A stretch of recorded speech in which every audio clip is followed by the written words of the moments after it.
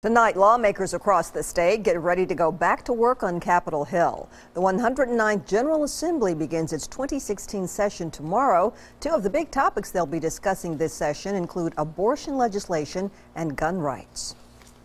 And Tennessee is about to build a new state museum. Today, we got a first look at how the museum might look, but investigative reporter Ben Hall says there are questions about the museum's leadership. Well, they came out in a contentious meeting today. The current executive director has been on the job for 35 years.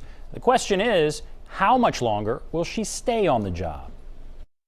In this walkway that leads up to the museum. They are early renderings of how the new Tennessee State Museum might look. And this being the two-story high grand hall. The State Museum Commission heard from consultants about floor plans and the look of the museum, which is scheduled to open in the fall of 2018. Located by the Bicentennial Mall near the Farmers Market. We love this great feature of the hall itself. But the meeting took a turn when members talked about the search for a new executive director. Lois Riggins-Ezell has been in the job for 35 years. She told News Channel 5 Investigates in September she had no plans to leave. I want to stay as long as it's possible to see this museum become a reality. We've all worked for it, and we all want to see it happen.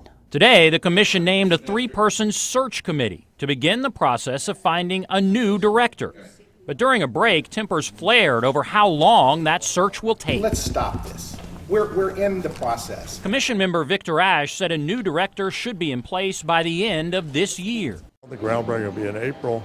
That new person needs to be able to have his or her input involved in the design and the construction. But there's no effort to delay or drag our feet here. We just have to work through the normal state government process. The head of the search committee, Tom Smith, said it won't be over this year and is not sure how long the search will take.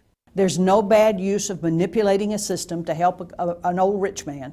There's nothing bad here. I know. I'm ready to.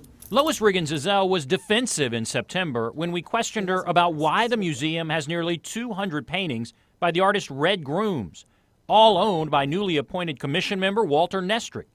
Victor Ash said private paintings should not be stored at taxpayer expense. There's no concern here for you to worry yourself about. Nestrick and the state have worked for nearly a year to come up with a plan to officially donate the paintings to the state. But at this meeting, commission members heard again, no agreement was in place. It ought to happen, and again, that's something for the executive director to be working on. She's pushing it, and I don't know to what degree she is or isn't. The new museum will cost taxpayers $120 million. Another $40 million comes from private fundraising. Lois Riggins-Ezell declined our request for an interview today, so we'll keep following all of this. All right. Thanks so much, Ben.